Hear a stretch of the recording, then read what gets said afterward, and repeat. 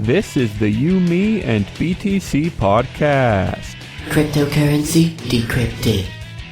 Welcome to episode 74.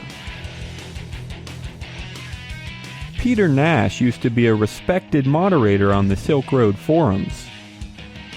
Just days ago, he was released from prison when a judge decided that he had already served enough time.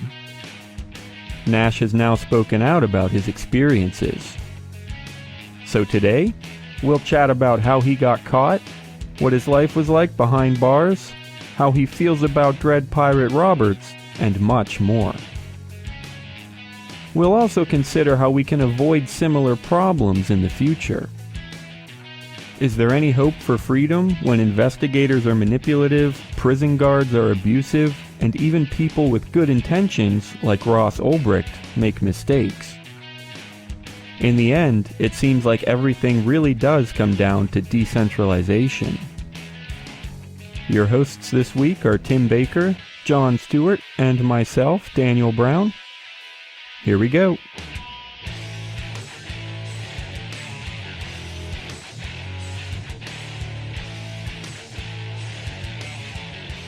Okay. Hey, people. This is the You, Me, and BTC podcast. We're going to be hearing this on May 28th, but we're recording right now on May 26th. We're glad to be here tonight. Tim has found an article for us that I have not read yet. So, Tim, why don't you tell me what this is? Why don't you tell me what we're going to be talking about here? Okay, what we'll be talking about, John, is, and welcome to you as well to the show. What we'll be talking about is That was the most, plastic intro. So compared to some of your original ones. Okay, what we'll be talking about today is... Boys and girls today, what we're talking about Don't think I was being totally serious there. I mean, it was kind of supposed to be like that. Anyway, go ahead, Tim. Oh, thank you, Daniel. Thank you. And of course, Tim. Thank you for being here. Shut the fuck up. But anyway, the moderator from the original Silk Road has told his story now that he's out of prison because he got time served in the U.S., I believe. He was arrested in Brisbane, Australia, and the FBI extradited him, as they tend to do, with an Australian police team. And they tried to charge him in the U.S. for moderating a forum. I guess they brought up... I didn't find it in the article yet. I found it in the comments on the Reddit article I found it from that it was like money laundering, conspiracy of drug trafficking, kind of stuff along those lines. But yeah, that's what they charged him with, and they were hoping to get more years on him, but the judge basically threw it out because it's kind of hard to charge someone for just running a website. Yeah, exactly. And he didn't even run he moderated a forum. Right. So that's you said time served, Tim. That's just that he's already been in prison for 18 months, basically just awaiting these trials and everything. And so he's like, all right, that's enough. You served your time. Okay, so I don't know, John. What do you think? You sometimes take a different take than I do. Or Daniel and I do. What do you think about this guy? Well, yeah, actually, no. That's a really good way to come at it, I think, because, like we said, John hasn't read this whole thing yet, and so just from that information. Well, I was kind of reading it while you were talking, so I didn't really hear anything you said. Well, just from the bare bones, there's this guy. He moderated a forum, and okay, we'll throw in there that it was a drug-related forum. That's all he did. Well, I guess he did buy drugs, but that wasn't even part of the charges. He never sold drugs. Do you think, I'm not really asking if you think he should be charged, because we're liberty people. We don't think people should be charged for this at all. But, do you see any rationale there? Do you think he did anything wrong? Do you think he did anything bad? Just from that minimal information. No, I don't know, it's kind of interesting that you thought I have the different thing, because I feel like it hasn't always been that way, but it might be true as of late, or maybe I just don't even realize it sometimes. But no, I was more meaning Daniel and I tend to just automatically take the side of drug dealers, Whereas you have a little bit more of a balanced approach normally. Yeah, maybe. I don't know. I don't know. This seems like, I mean, I don't know exactly what was going on and stuff, but to me it seems like somebody like a moderator would have been easier to get to than somebody who's more like running it or has a store or something like that. And they might just be trying to get people that are connected to Silk Road. Because, I mean, everybody, how do I want to say this? Everybody knows that they don't like the Silk Road. That shouldn't have been that hard. But, yeah, I mean, it's no secret. Maybe that's what I was trying to say. It's no secret that, like, governments hate the Silk Road. So, like, it just seems like that's, like, an easier person to catch or an easier target. Yeah, that's actually, and we'll definitely get into that because that's what a lot of this is about, is how they caught him. And, well, I don't know. I guess we can just describe some of this. I mean, there's a whole lot to it, so I'll just pick some random things and start talking. But basically, he was just a moderator. And, well, here's what I think is one of the most interesting things about this. And he admits that it was a mistake. But the best way that they caught him, or I guess just the most useful information, was because DPR asked him to send a scan of his driver's license. Yeah. To become a moderator, and he said it was just protocol. Well, no, he was whatever. already a moderator. He said I thought it said he started that up later. I mean, maybe, but still, they made him submit a driver's license to become. It's like we're saying, why would you do that? But we didn't mention he was getting paid $1,000 a week to do this. Well, that's true. Yeah, he was in Bitcoin. All in Bitcoin. Yeah, which is pretty nice. I mean, I could live with that. But that's something. One thing that's important to note about that, and we've talked about this on the show, and I think this is something that you like to say, Tim, but you can correct me if I'm wrong. It's just that DPR is not perfect. I mean, obviously, he made mistakes. You know, he was an idiot with the ID thing. Yeah, I'm really bought kind like of 7 IDs, sent it to the same place. Yeah, that whole thing about him asking the guy for the ID, I think, is pretty absurd. Well, in a general sense, sure. I mean, why the heck would you ask for their IDs? But from his perspective, it's definitely no risk to him. I mean, it's not his ID. I mean, no one had also really been caught before the DPR thing is, either, so I completely understand why he did it like that and why he wasn't worried. Well, he'd been running it for long enough that he hadn't been caught, so. The thing I don't like about it is the fact that he's running a site that is supposed to be there to protect people who are doing this kind of stuff. And he's all like, anonymity. It just seems totally contradictory to like the whole idea of the Silk Road. Yeah. It's not necessarily that I think he thought that they were, or he was just being reckless. Like, I'm sure he didn't think anything was going to happen, or I can't say that, but it's possible that he didn't think anything bad was going to happen. But I feel like it's like hypocritical that he even asked for it in the first place. Yeah, I can see that because one of the reasons, now, none of this has been confirmed. In fact, a lot of it has just been completely debunked. But if you remember, there was that big commotion about him putting hits out on people that were threatening the Silk Road.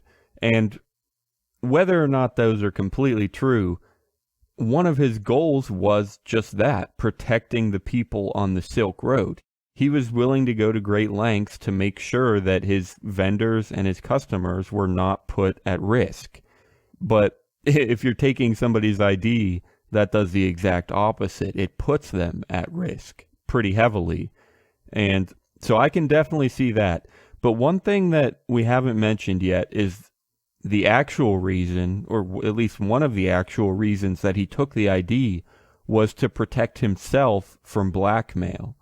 Because when he has their IDs, if they try to screw him over or just do anything stupid, he can say, well, hang on, I have your ID, I can get you caught, so settle down. Do you think that has any value there? Well, yeah, it has value. It's just, well, why would you agree to that? I mean, yeah, it was because he was getting $1,000 a week. I think it's not that much, Tim. for just moderating a forum, Daniel. Yeah, but he said he put just as much time into that as he did in his and then he's full-time also job. put most of that money into cocaine and stuff like that. He needs to feed that, so he's gonna do it.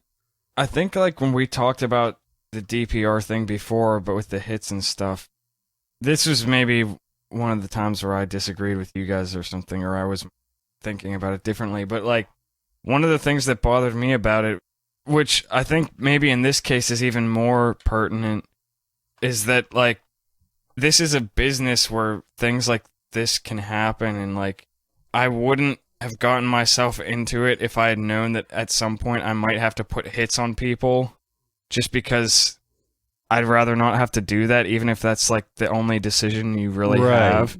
And like, I think, I don't know, I guess I kind of feel the same way about, I think even with the IDs, it's even worse. Like, he's putting himself, like voluntarily chose to take a job where like it's possible that somebody might try to blackmail him. And so he's, I don't know, like putting other people at risk because, I don't know, it's like having your cake and eating it too, I guess. How is he putting other people at risk? Who are you saying is putting other people at risk? DPR. Oh, okay. So okay. what I'm saying is like, you have to know when you're creating this huge online drug ring that like, there's a chance that people might try to stab you in the back or screw you over. And like, I don't think you can like justify doing stupid things like this because you're trying to save your ass, because it's not like somebody forced you to do this. Does that make sense? Yeah. Yeah.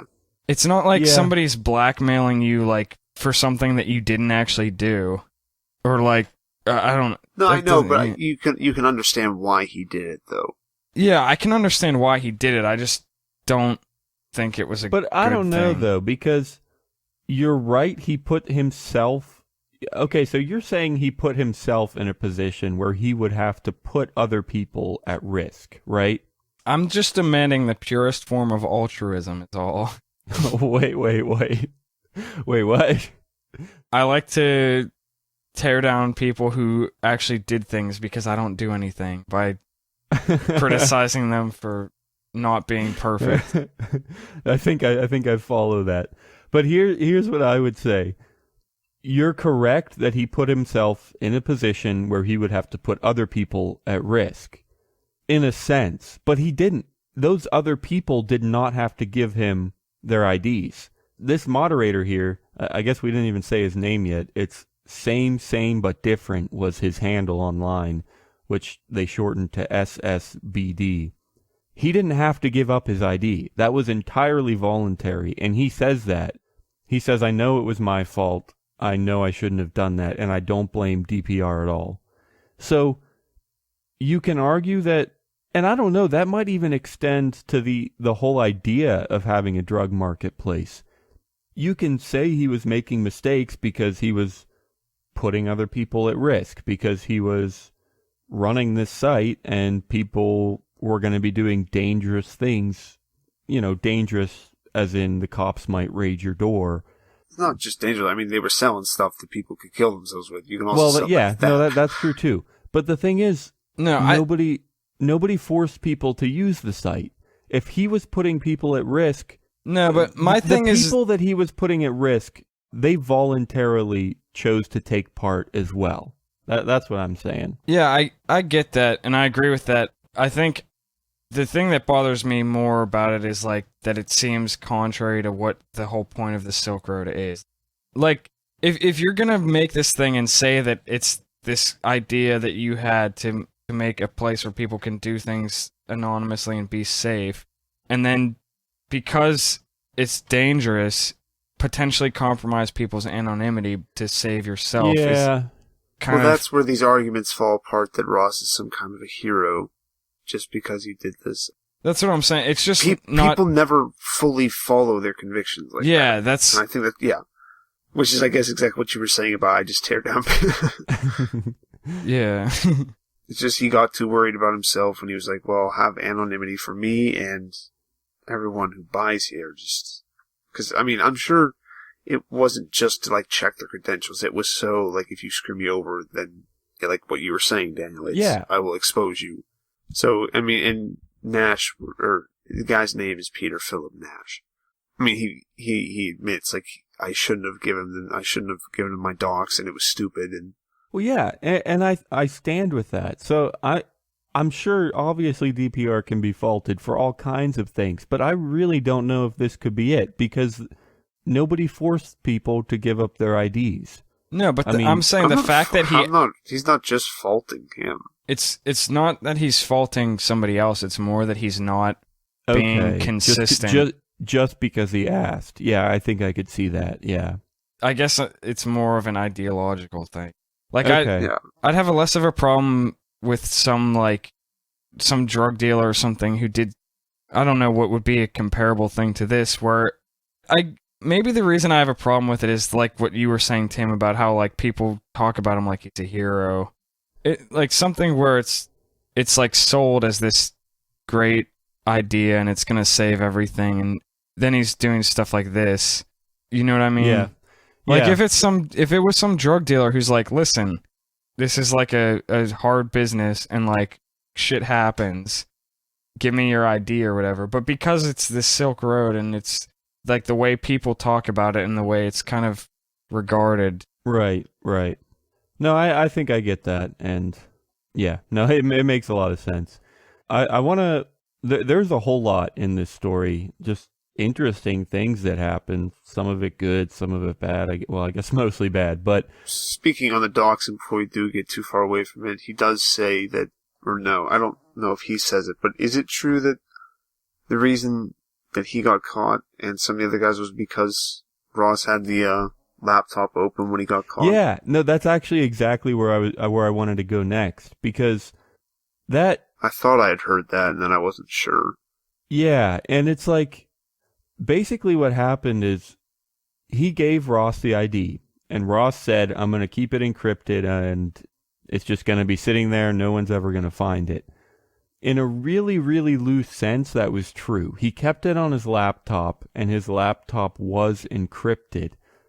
But this annoying problem, and I don't even know, like, it makes me want to say that the cops were kind of cheating them, but obviously the cops are always cheating people.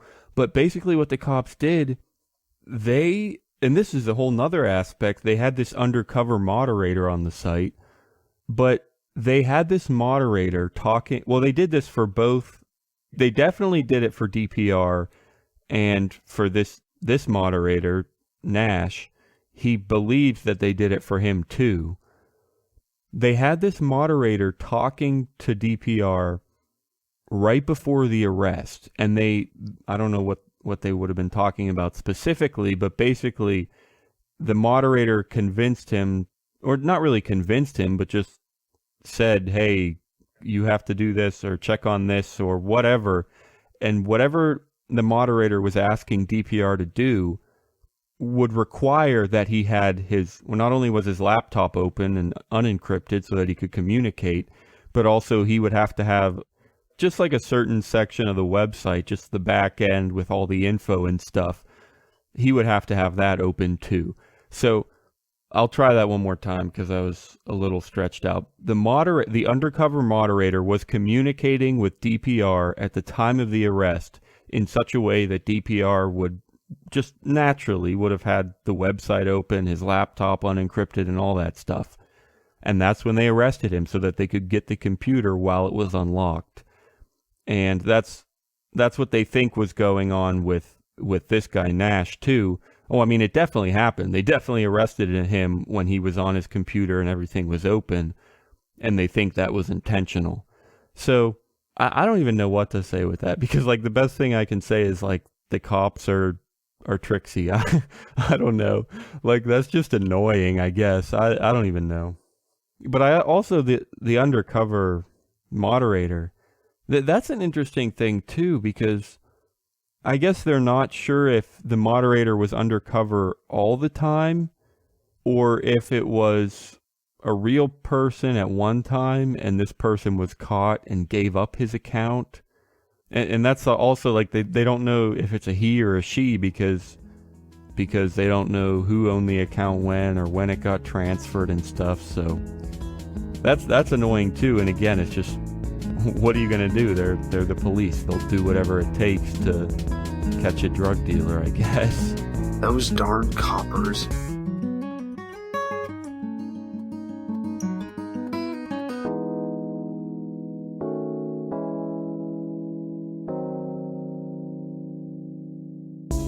Hey guys, I want to tell you about Wall of Coins, a brand new and very handy service for trading Bitcoin. The platform is designed to enable anyone to get their hands on some Bitcoin. Buyers are quickly connected to an authorized, trusted seller within the Wall of Coins network. Just set a dollar amount for your order, safely pay at a bank near you, and you instantly own more Bitcoin. Buyers don't even have to create an account, so anyone can have access to Bitcoin. Got some extra coin lying around? With Wall of Coins, you can sell it for cash, available immediately in your bank account. Visit wallofcoins.com right now to see just how easy it is.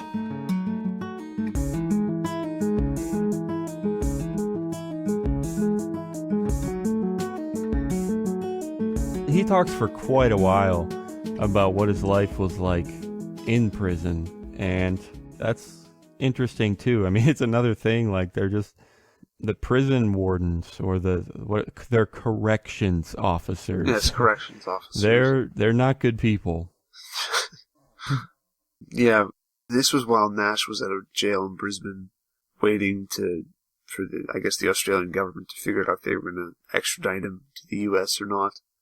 Apparently, there was a prison lockdown, because there was a protest on the roof, and I guess this is him describing. They haven't really given any other evidence as to what exactly happened, but he's saying that the guards came into his cell.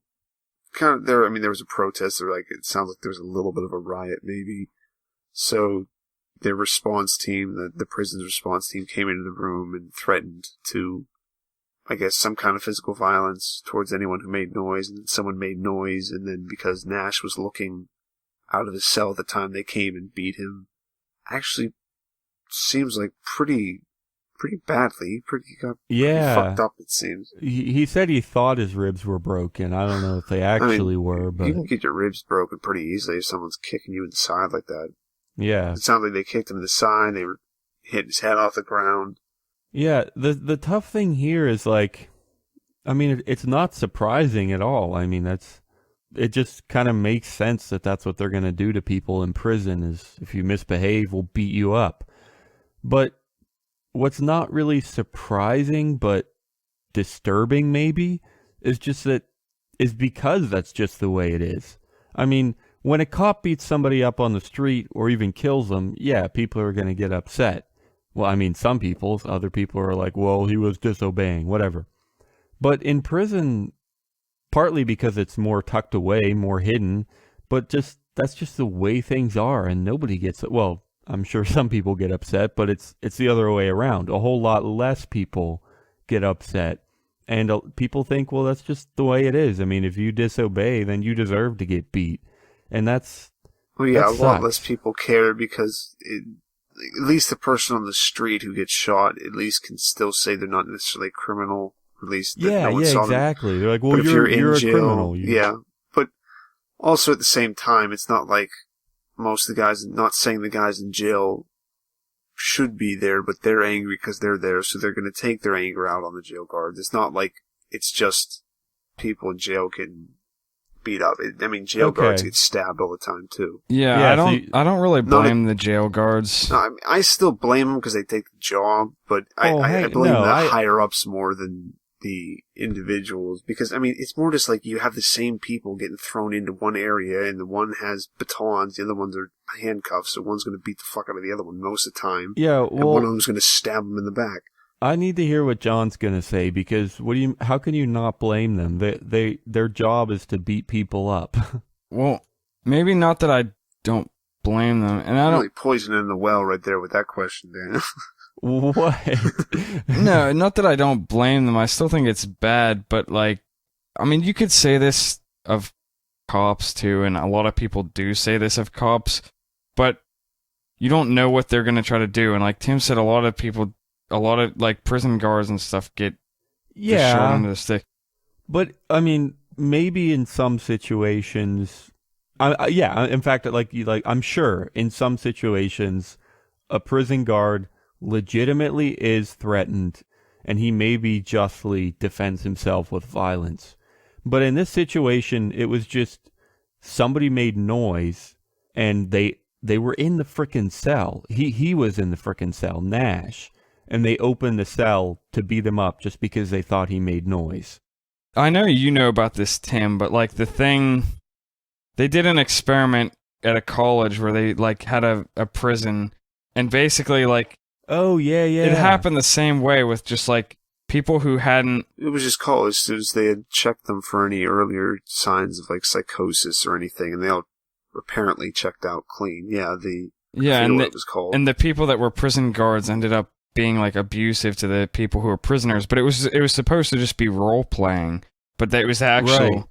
But how long did it last? Like not even 2 weeks, and they were already like physically harming. Yeah, they them. had to shut it down. So yeah. my problem isn't as much with the guards; it's more the like how this whole system is that makes it incentivizes that. Yeah, that's what I guess I was trying to say. Like you get all these people, and you like put them in charge of a bunch of people, and you make them all paranoid about how they're all like criminals and they're terrible people. Like from their point, like most of those guards probably do have some kind of paranoia.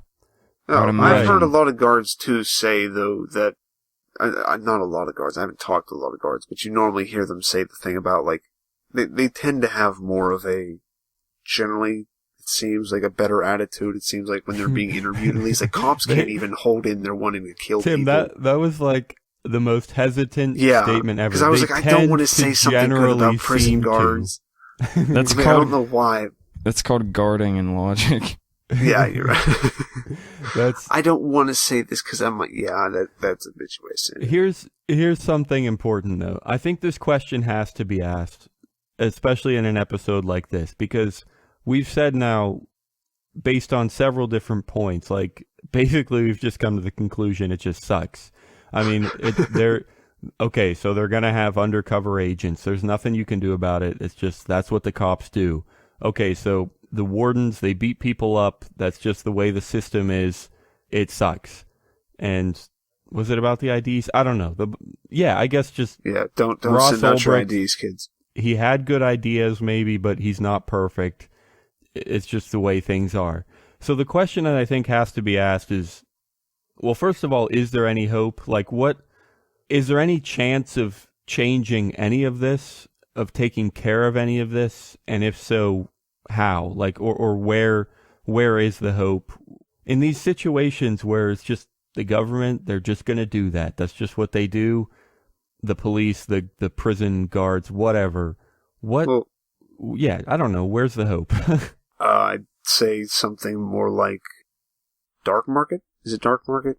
The offshoot of the guys making dark web, or not dark web. Okay, yeah, dark market. And I don't necessarily mean just that, but any kind of decentralized thing, because that takes away. That's what John and I were talking about with Silk Road at the first place, where it's a website built on anonymity and safety like that, and everything like that. But then at the center of it, it's always at the center of something. And you can't do this to people if you don't have a person to go afterwards who then has to have an ID because he's in charge. That's the problem with having someone in charge, is because they're in charge, they're going to use. I mean, that's fine. Like, I don't fault him at all for using that. Like, I'd be paranoid too. Like, if I had all these guys who could be like, well, I could go to the cops. I've made enough money. I could go to them, get a immunity, and then I could turn him in. So I completely understand doing that.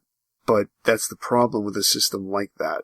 Okay. I think that's really the only solution for something like this, is just further decentralization. I think that's a pretty good answer. And I guess that is kind of cool because we're a Bitcoin podcast, so we advocate decentralization, but then it's cool to work through this kind of a story and say that, yes, even in this weird situation with drugs and whatever, decentralization is still the solution, just like it was with currency. I like that answer. I think there's even a podcast out there called Decentralize Everything or something. And so that is a big part of obviously everything we talk about.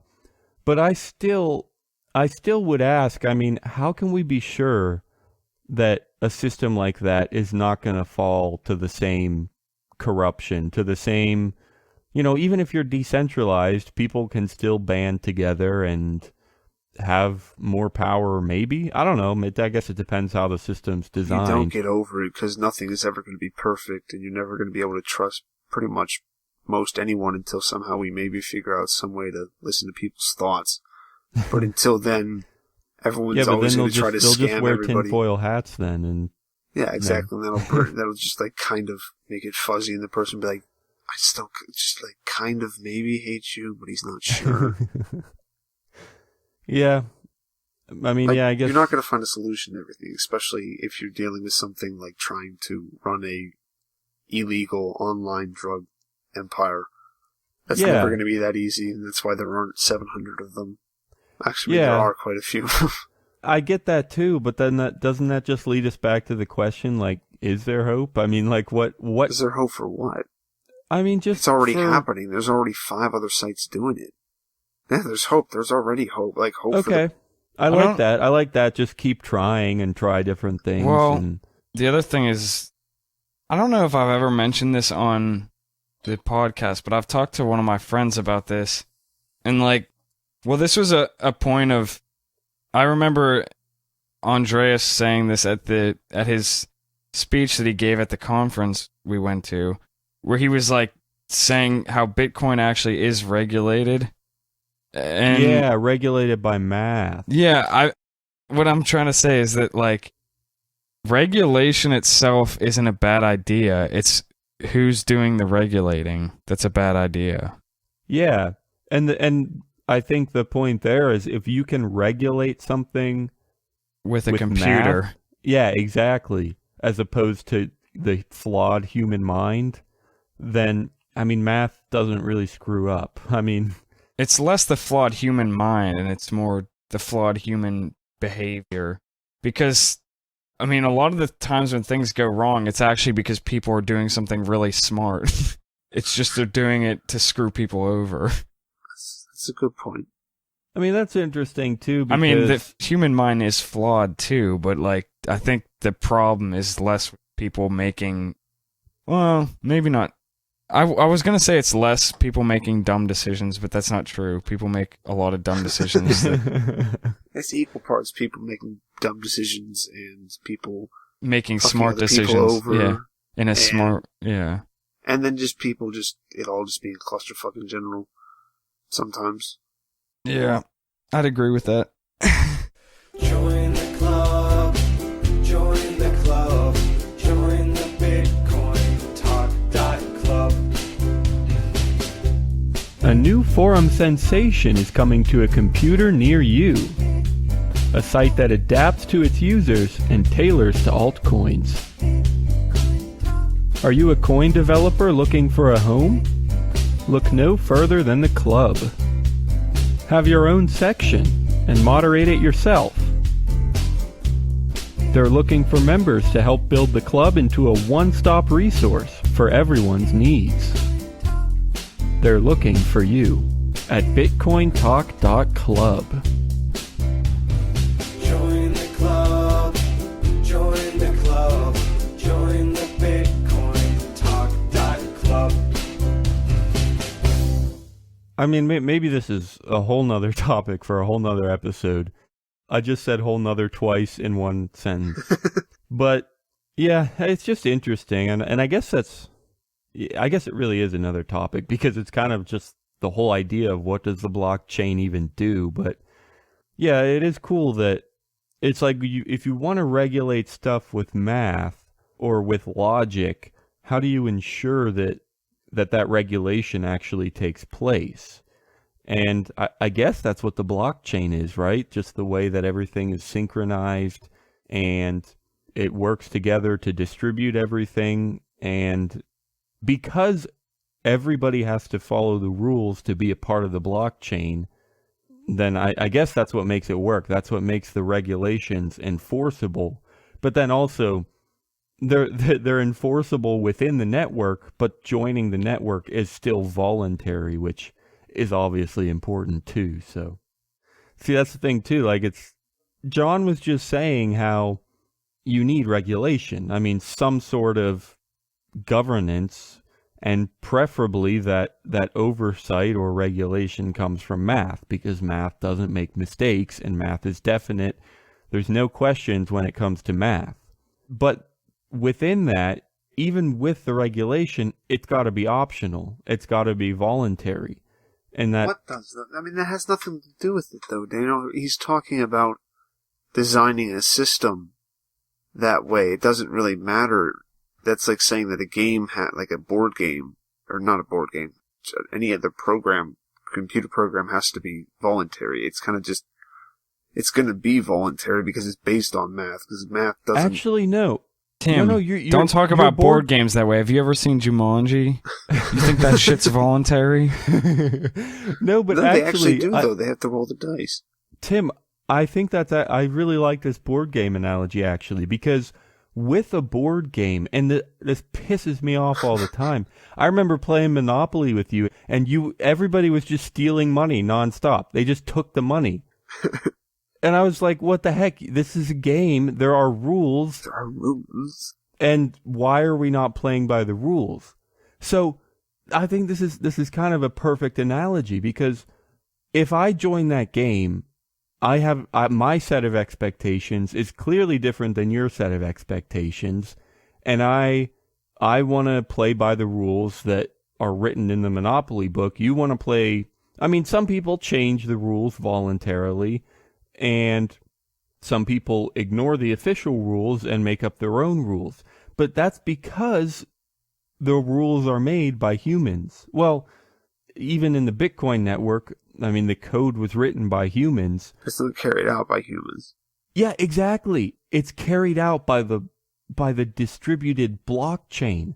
That's the cool thing about it, is because once the rules are set in motion, once the network reaches a certain point, it becomes that much harder to actually break the rules with any effectiveness. And so that's what the blockchain does. The blockchain takes that book of Monopoly rules, and I mean, this is where the analogy stops, because there is no blockchain in Monopoly, but it takes those rules and it enforces them. It makes it so that if you're in the game, you just plain have to follow the rules. You can break the rules if you want, but it's going to have zero effect on the network. It's just going to be rejected. So that's the difference, because when humans are making and enforcing the rules, then the expectations and the interpretations could be literally anything. But once you put it in a blockchain, which this is what's so revolutionary about the blockchain, like it's so hard to even imagine, how can something be enforceable and yet voluntary? Because yes, the Monopoly game is voluntary, but it's also, like I said, open to interpretation and flexibility and whatever. It's very very drastic measures that you have to enforce Monopoly. It is enforceable, but only by humans. Only by human action. Yeah, if I wanted to force you to follow the rules, I would have to take that money out of your hand and put it back in the bank. On the blockchain, everything is different, and I don't know, it's just revolutionary. And even now, after doing, 73, this is 74 episodes of this podcast, I mean, honestly, in the last 20 or 30 minutes, it's kind of been shocking to me just to think of how all this is happening, and it's like nothing we've ever even imagined. It's just this weird system that distributes the rules and enforces them, but it's still voluntary, but everybody knows what the rules are. They're not open to interpretation. I don't know, it's fascinating.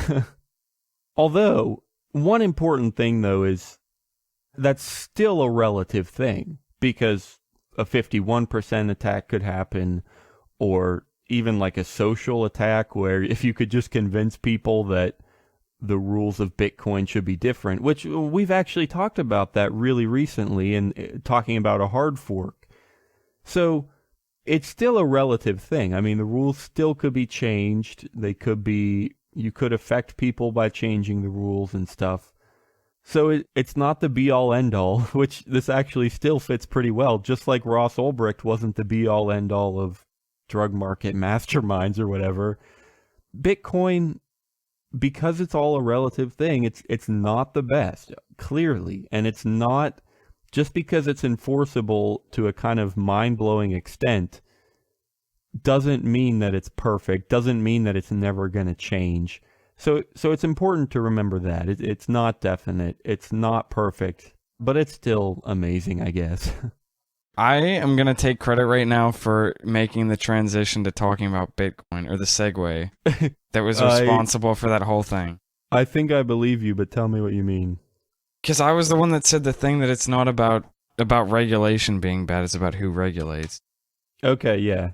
And to bring this full circle, and maybe I didn't make this clear, what I was saying is that, well, Daniel was asking, is there hope for like sites like the Silk Road that they could ever be done without bad things like this happening again?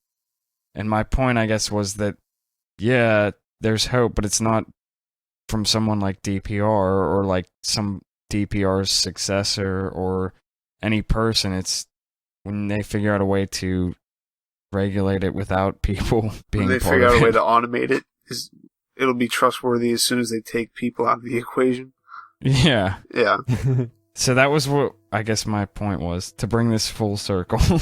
Yeah, no, and I really do like where that went. I mean, I would have been okay if we just left it at Ross Ulbricht and DPR and stuff, because it's still tangentially Bitcoin related, but I really do I like where this ended up. And like I said, even in the past half hour, my mind's been blown just thinking about the blockchain and stuff. So it's crazy.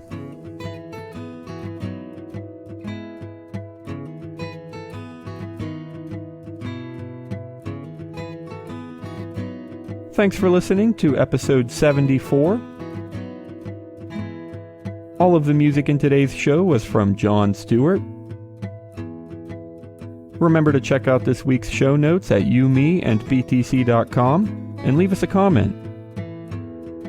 We'll see you next Thursday.